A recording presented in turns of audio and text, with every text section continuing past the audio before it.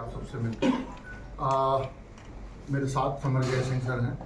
आप तो जानते होंगे, बचपन से देखते आए हैं भगवान शिव के रोल में, और हमारी फिल्म में बहुत ही प्रमुख किरदार निभा रहे हैं। और मेरे साथ हमारे लॉयर भी हैं प्रशांत सिंह। तो कुछ चीज़ें ऐसी घटी है दिल्ली शहर में हमारी फिल्म को लेकर, उस पर जो कानूनी बातें होगी उस पर प्रशांत सिंह जी भी बात करेंगे। और बाकी तो आप लोग जो पूछेंगे हम बैठे हैं, सारी बातों पे हम लोग रोशनी डालेंगे और बात करेंगे। सर फिल्म किस बारे में है थोड़ा बताइए।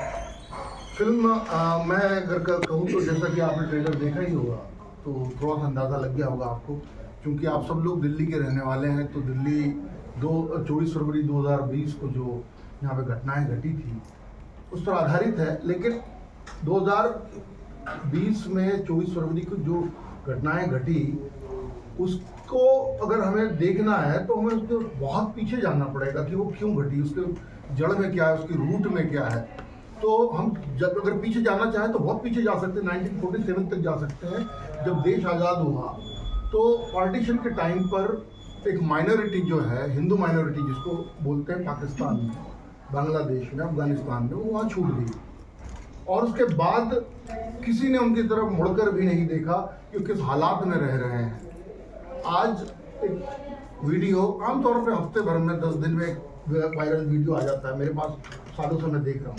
एक बच्ची जो होती है, 14-15 साल की बच्ची है, वो रो रही है अपने माँ बाप से के पास जाने के लिए। माँ बाप बिलख रहे हैं और उसे खींच कर ले जाया जा रहा है, और वो इतने मजबूर है कि वो अपनी बच्ची को वापस नहीं ला सकते हैं, क्योंकि एक ग्रुप ने, एक 2-4 लोगों ने बोल दिया कि भाई ये मैं चाहता हूँ कि आज से मेरी बीवी है, मेरे पास रहेगी, मैंने इसको अबडक्ट कर लिया है। कोर्ट ने उसे लीगल करार दे दिया।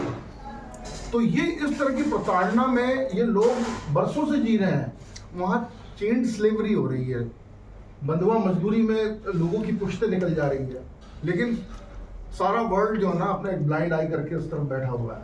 आज चैट जीपीटी, गूगल से ज़्यादा हम चैट जीपीटी देखते हैं आजकल। मैं भी परसों के दिन, आप भी डालकर देखिए, चैट जीपीटी में मैंने डाला कि भाई persecuted groups, persecuted communities of world, तो उसमें बहुत सारी कम्युनिटीज़ आई। रोहिंग्या आए, उसमें उइगर आए, उसमें इंडिजीनियस आए, और 5-7 आए। अभी कितने सारी मुहिम चल रही, save tiger, save Panda, save underground orchid. Why not save Hindu minority इन पाकिस्तान। एक कानून आया, उसके लिए इतना बवाल मचा दिया। अगर कुछ चंद लोग यहाँ आ जाते हैं और उनके जीवन में सुधार आ जाता, मजनू का टिला पास में ही है, कैसी हालत में रह रहे हैं वो लोग, कोई उनकी तरफ देखने को तैयार नहीं है। हम उनकी बात करेंगे इस फिल्म में। और उस कानून को रोकने के लिए इतना बड़ा प्रोटेस्ट किया, शाहीन बाग हुआ, इतनी सारी कॉन्स्पिरेसीज हुई, और उसका परिणाम ये हुआ कि दिल्ली को जला दिया गया दंगों में। नालों से लाशें निकलती रही, बेकरी जल गई तो हड्डियाँ जली हुई मिली, और 53 लाइव्स 53 लोगों की जाने गई उसमें। और वो किस धर्म के थे वो मायने नहीं रखता। 53 लोग मरे इसमें, वो बड़ी बहुमूल्य जाने थे, इंसानियत भरी है। तो उस चीज़ का जो आहत करता है कलाकार को, एक फिल्म मेकर को, वो चीज़ जो आहत करती है वो मजबूर करती है इस तरह की फिल्म बनाने के। और इसके टेक्निकल पॉइंट पे मैं बाद में आऊँगा। ये भारत की पहली 1 शॉट फिल्म है, फुल लेंथ फीचर फिल्म, जो कि अभी तक भारत में किसी ने नहीं बनाई, और वो क्यों बनाई उस पर भी बात करेंगे हम लोग। केरला स्टोरी, तो वो अच्छा बिजनेस कर रही है, इस तरह के जो सब्जेक्ट हैं, क्या ये मोटिव रहा है आपका, या कुछ और दिखाने की कोशिश करी गई है आपकी? बिजनेस अच्छा क्यों नहीं करना चाहिए, मुझे एक बात बताइए। अगर कभी ऐसी चीज़ आ रही है, इसका पर्पस देखिए। मैं बता रहा हूँ, जैसे कश्मीर फाइल्स और केरला स्टोरी ने बहुत अच्छा बिजनेस किया, लेकिन 8-10 और फिल्में भी आई है ऐसी तरह से, आपने उनका नाम नहीं लिया होगा, उन्होंने अच्छा बिजनेस नहीं किया। तो देखिए, आपका, मैं एक चीज़ बोलता हूँ, आपका इंटेंट और आपका कंटेंट दोनों ही साफ होना चाहिए। यानी आपकी नीयत और आपका जो आप पेश कर रहे हैं, जो आप फिल्म जो दे रहे हैं, वो दोनों ही अच्छी होनी चाहिए। आप कोई प्रोपोगेंडा अगर पेश कर रहे हैं ना, तो पब्लिक बहुत समझदार है, उसे मूर्ख ना समझे, उसे एंटरटेन भी होना है। उसे वो 2 घंटा 10-20 मिनट जो बैठती है ना, उस दौरान उसके दिल में विचार भी आने चाहिए, उस सोचने पर मजबूर भी होना चाहिए, कभी उसे गुदगुदाना भी चाहिए, कभी उसे उसको थ्रिल भी होना चाहिए, कभी उसे हंसना भी चाहिए और एक अलग तरह का एंटरटेनमेंट भी मिलना चाहिए उसे, तब जाकर एक फिल्म सक्सेसफुल होती है। सर ये जो फिल्म आपने बनाई है 2020 के दंगों पर, और ये जो जितना भी प्रभावित क्षेत्र है उत्तर पूर्वी दिल्ली का है, मैं भी वहीं से आता हूँ, उत्तर पूर्वी दिल्ली के क्षेत्र से, मौजपुर से, जहाँ ये दंगा हुआ था। तो जब ये फिल्म बना रहे थे आप, वहाँ पे शूटिंग कहाँ की है, वहीं की है कहीं और की है? आपने ट्रेलर देखा? हाँ ट्रेलर देखा। आपको कहाँ की लग रही है? आपको कहाँ की लग रही है? तो मैं आपसे पूछना चाहता हूँ कि मैं वहाँ पे पहले आपको क्या क्या कठिनाइयों का सामना करना पड़ा यदि आपने उधर के? नहीं, मैं आऊँगा उस पर। मैं इसलिए मैं थोड़ी सी आपसे तारीफ चाहूँगा उस पर कि आपको लग रही है कि वहीं पे है। बिल्कुल वही मैं पूछना चाह रहा हूँ, वहाँ पे क्या तकलीफें आई या कुछ आपको समस्याओं का सामना करना पड़ा वहाँ? ये फिल्म मैं बता दूं कि वन शॉट फिल्म है। पहले तो मैं आपके सवाल पे आ रहा हूँ, तो ये फिल्म की टेक्निक जो है, मैं उस पर थोड़ा सा बात कर लूँ। मान लीजिए ये मेरे हाथ में मोबाइल है ना, इन भाई साहब पे मेरा कैमरा है, मैंने यहाँ से शूट किया वीडियो, ठीक है, और इस तरह से मैं लेकर गया यहाँ पर और मैडम पर लाकर मैंने कैमरा बंद कर दिया। ये 3 सेकंड का वीडियो है। इस 3 सेकंड का वीडियो में कहीं पर भी एक भी कट नहीं है मतलब, और मैं इस 3 सेकंड के वीडियो को एक फिल्म मान लूँ, ये फिल्म है। अब हम एक काम करते हैं कि 3 सेकंड के वीडियो को 2 घंटा 10 मिनट की 2 घंटा 10 मिनट की फिल्म को भी इसी सारे इवेंट्स उसके अंदर है कि दंगे में चल रही है दिल्ली में, कहाँ क्या हो रहा है, और हम चलते जा रहे हैं। उसमें सारी घटनाएं जो आप देख रहे हैं ट्रेलर में वो दिखते जा रहे हैं आपको कहीं कट नहीं मिलेगा उसमें। ऑडियंस अगर वो देख रहा है तो उसे लगेगा वो कहीं बैठा हो, वो साउथ में बैठा हो, वो मध्य प्रदेश में बैठा हो, वो बॉम्बे में बैठा हो, उसे लगेगा कि वो दिल्ली के दंगों में उस दिन वो भी वहीं था। उसे भी ऐसे ही लगेगा कि पेट्रोल पंप शायद कहीं से आ सकता, पत्थर कहीं से आ सकता। इस टेक्निक की ये खूबी है, और इसमें आपको आम दिनों से ज़्यादा, यानी कि अगर एक दिन में कोई शूटिंग हो सकती है, वो शूटिंग को करने के लिए आपको 4 दिन ज़्यादा देना होता है। 5 दिन में ख़त्म होती है, तो आपको 4 दिन तक तो आपको रिहर्सल करना होता है on location with camera with actors. Budget 5 गुना ज़्यादा होता है। वो करने के बाद में आपको ये फाइनल शूट करना होता है। सर, तो it's very difficult. Yes sir, इस फिल्म का उद्देश्य क्या है? ये जनता पे कैसी छाप छोड़ेगी? हालांकि मतलब कंट्रोवर्शियल भी कह सकते हैं। ये जनता पर ये छाप छोड़ेगी कि आप जो प्रताड़ित कम्युनिटी है, जो लोगों पर जुल्म हो रहा है, यानी पहली चीज़ तो मैं हमारे देश में एक बहुत ही गलत नैरेटिव ये चल रहा है कि भाई मान लीजिए कि मेरा धर्म है हिंदू और भाई साहब हैं हिंदू, लेकिन इनके ऊपर हो रहा है जुल्म, और मैंने बोल दिया यार इस पर क्यों जुल्म हो रहा है यार, और बोलने वाला चूंकि हिंदू है तो मेरे ऊपर लग गया सैफरॉन टैग उसी टाइम। मैं हो गया कम्युनल, मैं हो गया सांप्रदायिक।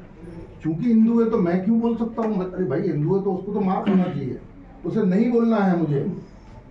हाँ, कोई और धर्म का व्यक्ति हो, उस पर अगर उसे मार पड़ रही है और मैंने बोल दिया, कितने अच्छे आदमी यार, सेकुलर है देवेंद्र जी, कितने बढ़िया, इनकी सोच कितनी अच्छी है यार। धर्म क्यों देख रहे हैं हम लोग? कोई भी हो अगर वो प्रताड़ित है तो उसके लिए बोलना पड़ेगा आपको। मुसलमान भी हमारे भाई हैं, हिंदू भी, लेकिन हमारे यहाँ ये जो कवर फायर दे रहा है एक वर्ग जो है कि भाई ये व्यक्ति ने गलत किया है। अगर कोई भी हो, दिल्ली दंगों में जो भी साजिश रच रहे थे जितने भी लोग, बहुत सारे चेहरे आपने हमारे इसमें भी देखे हैं, तो भाई ये आप कवर फायर किसे दे रहे हो? क्योंकि इसलिए दे रहे हो क्योंकि वो आपकी कम्युनिटी का है। मालवीय जी, मेरा सवाल है, मेरा सवाल है, मूवीज आप पूछो संजय सर, मेरा सवाल है, the movies releasing now, Delhi में इलेक्शंस हैं जिसमें आप घिर गए थे। Elections are devoid of any colour, caste, creed, right? And इस मूवी से काफ़ी इफेक्ट होगा। सो इस इलेक्शन कमीशन, आपके साथ वकील साहब हैं, तो इलेक्शन कमीशन में जैसे अभिषेक मनु सिंघवी जी ने कुछ करा है, तो कुछ होगा क्या कि मूवी को स्टॉप करने के लिए? नहीं, अभी तक तो हमें कोई नोटिस नहीं मिला है, तो इलेक्शन कमीशन को कुछ दिक्कत हुई नहीं होगी उससे मेरे ख्याल से। बाकी अभिषेक मनु सिंघवी के मुद्दे पर वकील साहब बताएंगे। इससे जुड़ा हुआ सवाल था। एक मिनट इनका रिप्लाई जवाब तो देने दो। जो नरेंद्र मोदी जी की बायोपिक मूवी 2019 में रिलीज हुई थी, उसको जो ECI ने स्टॉप किया था, उसका आधार जो रूल था, वो रूल सिर्फ बायोपिक मूवी पे लागू होता है।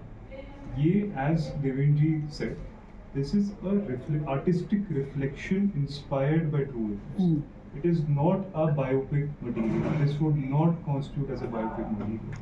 So ये मॉडल कोड ऑफ कंडक्ट से कहीं से भी हिट नहीं होता है. And ECI ने बिकॉज ये हिट नहीं होता है तो नोटिस पड़ी. इससे जुड़ा हुआ सवाल मेरा यह है कि जब 24 जनवरी 2020 को ये फरवरी 24 फरवरी 2020 को दंगा हुआ था दिल्ली के अंदर. अगर आप उस नज़रिए से देखते हैं, वर्षगांठ के नज़रिए से देखते हैं, तो 24 तारीख को आपकी फिल्म रिलीज होनी चाहिए थी.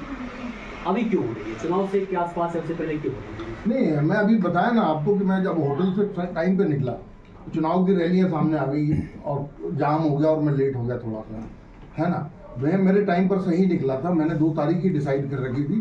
चुनाव की डेट आ गई अचानक, चुनाव बीच में आ गए. मैं बिल्कुल सही टाइम पर इलेक्शन only. ये मेरा भी आउट ऑफ क्यूरियोसिटी आंसर है. हाँ, आपका भी सवाल वही था. आप बहुत देर से ट्राई कर रहे हैं. Out of why these films always release around elections only.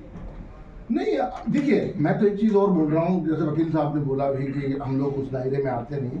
हम तो ये बोल रहे हैं कि अगर भाई अब एक काम करूँगा मैं next time. What's your name? Anchal ji. मैं नेक्स्ट फिल्म जब बनाऊंगा तो मैं अभिषेक मनु सिंघवी जी, मल्लिकार्जुन खड़गे जी, राहुल गांधी जी, अरविंद केजरीवाल जी, संजय सिंह जी, इन सबको पत्र लिखूंगा कि महाशय मैं ये फिल्म रिलीज़ करने जा रहा हूँ. कहीं आप चुनाव तो नहीं कर रहे हैं, मेरी वजह से कहीं आपके दिल को धक्का तो नहीं लगेगा. आप बता दें मुझे एक डेट तो मैं कर लूँगा. है ना. मैंने ये लगा कि ऐसा अगर इस अपने हम कॉन्फ्रेंस करते हैं जी इस तरह की फिल्मों का, अगर आप कॉन्फ्रेंस कर रहे हैं, इसको रिलीज करते हैं, जो भी आपका प्रोग्राम है, तो इसमें जनता के बीच को एक रोष पैदा होगा या जनता के बीच में एक कंट्रोवर्सी पैदा होगी. ऐसा नहीं लगता? क्यों होगी? आपको क्यों नहीं लगता? नहीं, मुझे बिल्कुल भी नहीं लगता सर. देखिए, मैं बता रहा हूँ कि एक व्यक्ति को बीमारी है ना. मान लीजिए हमारे समाज में एक बीमारी है. एक व्यक्ति को बीमारी है, कैंसर है मान लीजिए. अब उसका इलाज करवाना है और डॉक्टर साहब के पास जाकर बोल रहे हैं क्या हुआ? बोले सर कुछ नहीं हुआ, तो तकलीफ हो रही है. क्या हुआ? कुछ नहीं हुआ, तकलीफ हो रही है. भाई कैंसर है, किस तरह का कैंसर है, किस वजह से हुआ है, क्या नहीं खाना है, क्या आपको परहेज करना है और क्या दवाई लेना है, क्या ऑपरेशन करना है, उसमें बात नहीं करोगे आप, तब तक वो ठीक कैसे होगा? बस इसलिए कि भाई दंगा बुरा मान जाएगा कोई, इसको तो कारपेट के नीचे डाल दिया जाए, इसलिए हम चुप बैठे हैं कि कोई बुरा मान जाएगा. आपको लग रहा है कि मेरी फिल्म सच के करीब है, तो सच को सामने आने दीजिए ना, देखने दीजिए लोगों को. 2-3 मिनट के ट्रेलर में अभिषेक मनु सिंघवी जी ने इतनी बातें कर दी. वो विश छिड़क रही है, इधर फुफकार रहा है, ये फिल्म है कि इल्म है कि जुल्म है. उतना अच्छे शेर पढ़े उन्होंने उस दिन, है ना. तो कहाँ से विष और जहर निकल गया? भाई यहाँ पे जहर तो तब निकला था जब 24 फरवरी के दिन सच में लोग मर रहे थे. मेरी फिल्म से लोग मरेंगे नहीं, मैं गारंटी देता हूँ कि आप देखेंगे तो वहाँ एक संदेश लेकर निकलेंगे आप कि एक व्यक्ति को, चाहे हिंदू हो मुसलमान हो, एक समाज में रहने के लिए उसको करना क्या चाहिए आगे. आप जब तक ऑपरेशन नहीं करेंगे, उस मूल में नहीं जाएंगे, उस जड़ में नहीं जाएंगे, तो आप कैसे किसी समस्या का समाधान ढूंढेंगे? आप किसको बचा रहे हैं? आप बस कुछ चेहरों को सामने नहीं आने देना चाहते. एक मेरी फ्रीडम ऑफ एक्सप्रेशन है या नहीं, मुझे आज़ादी है या नहीं अपनी बात कहने की इस देश में. एक कलाकार को अपनी आर्ट को सामने रखने की आज़ादी है या नहीं? नहीं, इन्हें मत दिखाइए. क्यों मत दिखाइए? आपने, मैं बिल्कुल पॉलिटिकल व्यक्ति नहीं हूँ, लेकिन मुझे कुछ मैं जुड़ा रहता हूँ, चीज़ें देखता हूँ, तभी तो सर ये फिल्म बनाई है. वो सलमान खुर्शीद जी का एक स्टेटमेंट था कि भाई वो सोनिया गांधी जी को बहुत दुख हुआ, काफ़ी रोई रात भर, तो बाटला हाउस में कुछ आतंकवादी मार दिए. अब अभी से मैंने तो फिल्म दिखाई भी नहीं और रोना शुरू हो गया कि किस को दिखा रहा है बेचारों को, उनको कि बदनाम किया जा रहा है. अरे भाई, बदनाम सामने है, सब कुछ सबने देखा है कि क्या हुआ था, कौन है, कैसे लोग हैं. और मेरी फिल्म तो सिर्फ उन इंसिडेंसेस से इंस्पायर्ड है और मैंने एक सिनेमैटिक आज़ादी लेते हुए एक चीज़ रखी है सामने. तो सिनेमा सिर्फ एंटरटेनमेंट नहीं है, सिनेमा आपको सोचने पर मजबूर करना चाहिए. हम बोलते हैं सिनेमा समाज का दर्पण है, लेकिन सिर्फ यही नहीं है, इसका वाइस वर्सा भी है कि सिनेमा समाज पर प्रभाव भी डालता है. तो वो प्रभाव उल्टा ना हो, जैसा कि आपका सवाल था अभी. सिनेमा को लोगों पर उनकी आंखें भी खोलनी चाहिए सिनेमा को, कि सिनेमा की जिम्मेदारी बनती है. मैं बॉलीवुड में था, लेकिन मैं वो टिपिकल बॉलीवुड फिल्म लेकर नहीं आया हूँ सर, बाहर से बनाई है मैंने.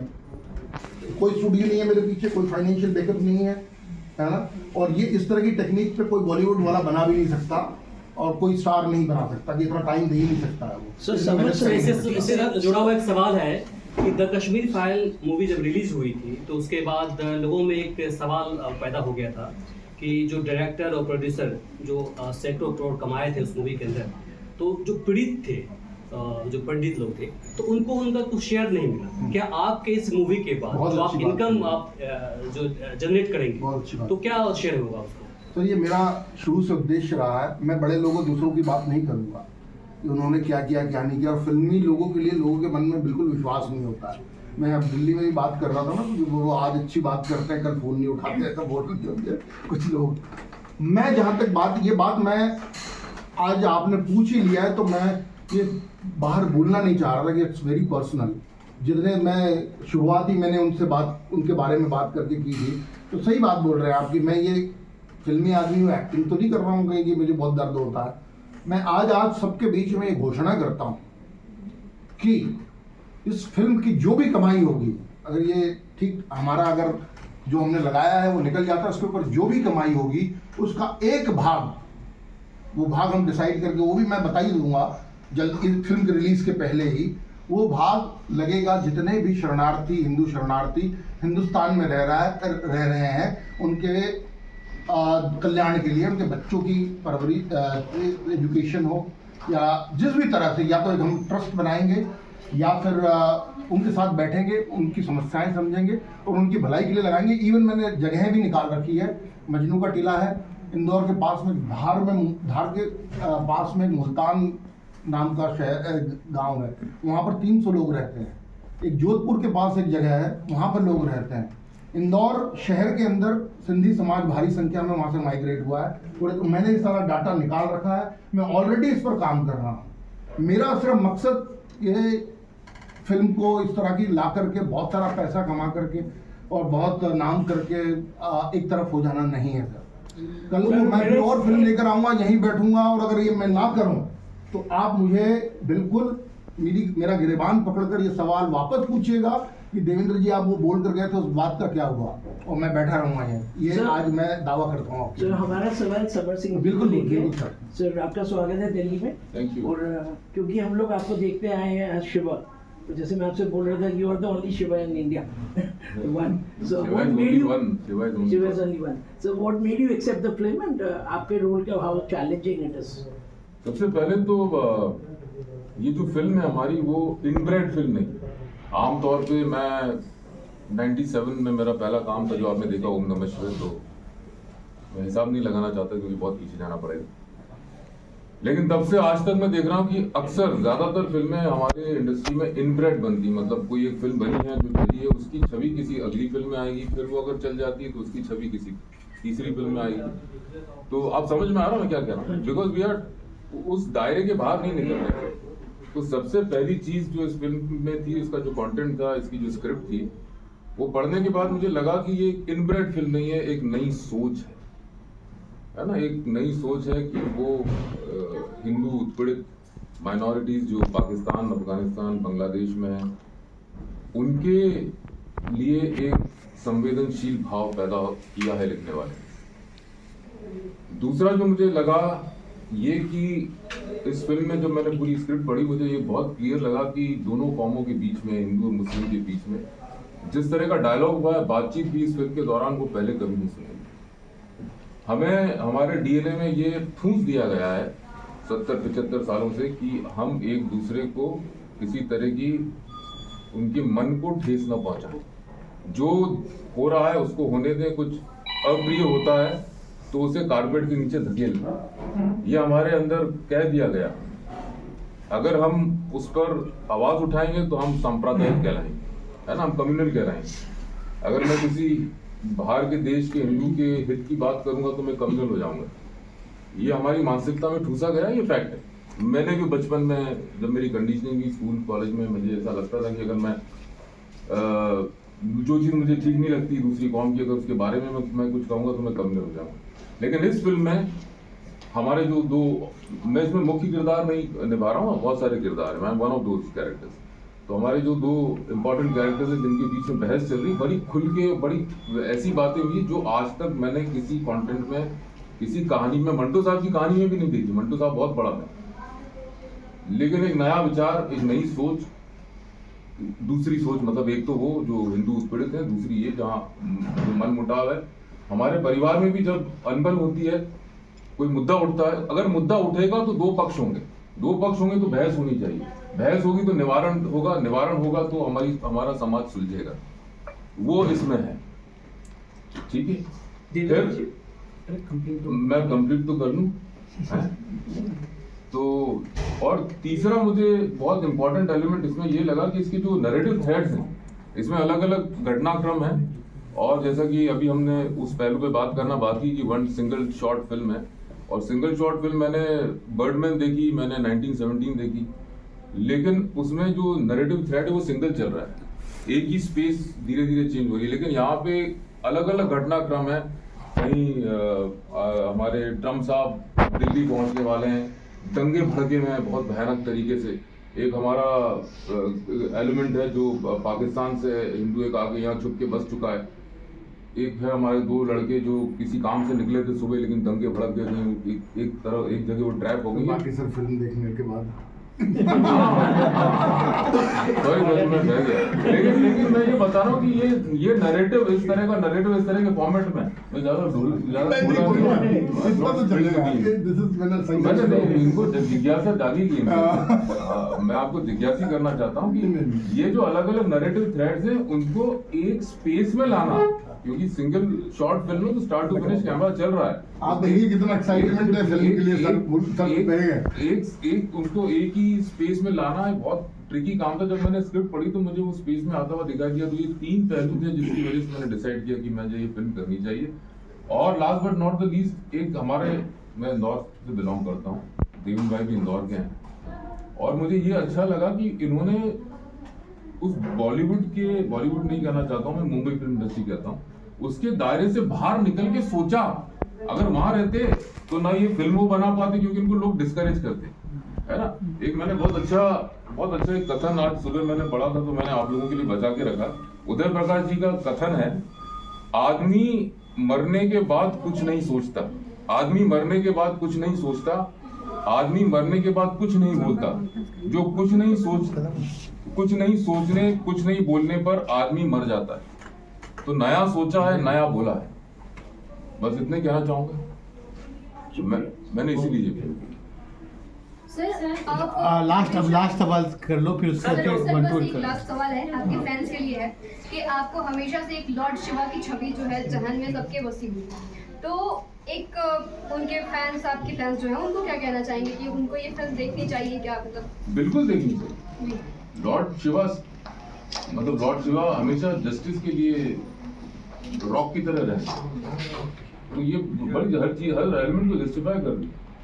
जो हुआ है एक आईने की तरह, Lord Shiva is like any supreme consciousness, is like reflection. वो सामने खड़ा होगा, जो सामने होगा उसको वो रिफ्लेक्ट करेगा। तो 24 फरवरी 2020 में क्या हुआ, ये फिल्म उसको दर्शाती, उसको रिफ्लेक्ट करती, जिससे हमारा समाज सुधर जाए, कुछ सोच पाए, उस पर कॉन्टेम्पलेट कर पाए। जब फिल्म देख के आप बाहर निकलो तो आपको वो हॉन्ट करे, 2-3-4 दिन आपके साथ रहे। सर, आप इस बारे में क्या कहना चाहेंगे जहाँ हिंदू और मुस्लिम दोनों समुदाय के लोग बराबरी में मारे गए? मारे जाना, वायलेंस तो हर तरह का खराब है, not in favour of violence at all. Violence तो होनी नहीं चाहिए, डायलॉग होना चाहिए, मुद्दे उठने चाहिए, दो पक्ष होने चाहिए, इनके बीच में बातचीत होनी चाहिए, उसका हल निकलना चाहिए। दिनेश जी, क्योंकि 2 तारीख को आपकी फिल्म रिलीज हो रही है और 5 तारीख को दिल्ली में वोटिंग है, ऐसे में जो इस फिल्म के मुख्य आरोपी है ताहिर हुसैन, वो भी चुनावी मैदान में है, और तमाम लोग आरोप लगा रहे हैं कि जो फिल्म है वो बीजेपी और आरएसएस का एक प्रोडक्ट है। तो आपका इस पर क्या कहना है? कैसे पता चल गया? मुझे नहीं मालूम। हाँ, कैसे पता चला, यही समझ नहीं आया। मैं अगर होता तो बड़ी अच्छी बात। पत्रकार के पास सवाल हो ही जाते हैं, आ ही जाते हैं, आप जवाब दे दीजिए सर। हाँ नहीं, मैं बता रहा हूँ कि अगर ये देखिए, पहले ज़माने में बोला जाता था कि बड़े बड़े कवि और कलाकार जो होते थे ना जी, वो बोलते थे कि आर्ट को हिंदी का एक सर वो है वाक्य कि आर्ट को, कला को राजाश्रय की जरूरत होती है, आवश्यकता होती है हमेशा। लेकिन अगर ये मैं इतना भाग्यशाली होता कि इतने बड़े बड़े लोग मुझे आश्रय दे रहे होते तो मैं बड़ा मजबूत व्यक्ति होता, है ना। मैं ये लोग ईडी करते हैं ना आजकल बहुत, की ये ईडी लगी है पीछे, ये इनको ईडी को गुजारिश करनी चाहिए कि देवेंद्र माल्यद के पीछे लगी है सर, और इसका चेक करिए तो पैसे कहाँ से आए फिल्म बनाने के। मेरा पूरा वाइट में कहाँ से आया, मैं सारे सोर्स बता दूंगा कि कहाँ से मैंने लगाया। इसमें एक नया पैसा बाहर का नहीं है, ये पूरा मेरी फैमिली का हमारा लगा है, और सब कुछ दांव पर लगाया हमारा। ये इतना हंसता हुआ चेहरा सिर्फ दिख रहा है आपको कि पीछे का दर्द किसी को नहीं। ये उठाकर बोल देना कुछ भी कि बीजेपी और आरएसएस का प्रोडक्शन है, ये बाहर से दिमाग है, लेकिन सब बड़े कलाकार इमेजिनरी लोग हैं, बना दो कुछ भी, क्या है उसमें, ऐसा कोई बात नहीं है, कोई इससे कोई कनेक्शन नहीं है। बहुत शुक्रिया। नमस्कार, मैं Devendra Malviya, writer, director and producer 2020 Delhi. जिस दिन से 2020 दिल्ली का ट्रेलर आया है, कुछ लोग हाथ धोकर मेरे ट्रेलर और मेरे पीछे पड़े हुए हैं। आज शर्जिल इमाम ने हाई कोर्ट में पिटीशन दायर की है कि मेरी फिल्म उनकी छवि को नुकसान पहुंचाती है। 3 मिनट के ट्रेलर से उन्होंने ये कैसे अंदाजा लगा लिया कि 2 घंटा 10 मिनट की फिल्म में ऐसा क्या है जो किसी की छवि को नुकसान पहुंचा सकता है। हमारी फिल्म में ऐसा क्या है जो उनकी छवि को नुकसान पहुंचा रहा है, और उन्होंने जान लिया बिना देखे। अभिषेक मनु सिंघवी जी ने प्रेस कॉन्फ्रेंस करके ये कहा कि विषपान करवाती है ये फिल्म हिंसा फैलाती है, वैमनस्यता फैलाती है। ट्रेलर देखकर उन्होंने पूरी फिल्म तो देखी नहीं, तो कैसे उन्होंने ये डिसाइड कर लिया। मैं सारे लोगों से पूछना चाहता हूं जो हाथ धोकर मेरी फिल्म और मेरे पीछे पड़े हैं। मैं साफ शब्दों में पहले ही कई बार कह चुका हूं कि पब्लिक डोमेन में जो इंसिडेंसेस हैं, मीडिया में जो रिपोर्टिंग हुई है दिल्ली दंगों के दौरान और उस सारे पीरियड के दौरान, उन सब इंसिडेंसेस से इंस्पायर होकर हमने एक फिक्शनल स्टोरी बनाई है। तो फिर आप लोग क्यों परेशान हो रहे हैं इतना, और आपने इतना सारा ये बवाल खड़ा करके मेरी फिल्म को बदनाम करने में कोई कसर नहीं छोड़ी है। फिल्म तो बदनाम हो ही रही है, फिल्म के बारे में आप अनाप शनाप बोले जा रहे हैं, साथ ही कई तरह के असामाजिक तत्वों को आपने मेरे और मेरे परिवार के पीछे लगा दिया है। आए दिन सोशल मीडिया पे उल्टी सीधी बातें, उल्टी सीधी धमकियां तरह तरह के माध्यमों से आ रही है मेरे पास। आपके इन हरकतों से कल को मुझे या मेरे परिवार को कुछ होता है, मैं मीडिया के माध्यम से, मीडिया के सभी बंधुओं के माध्यम से आज पूरे देश के सामने ये सवाल रखता हूं कि ये जो कुछ भी हो रहा है मेरे और मेरी फिल्म के साथ, ये लोग जो भी कर रहे हैं, कल को अगर मेरे साथ कुछ होता है तो इसका जिम्मेदार कौन होगा, ये देश पूछे।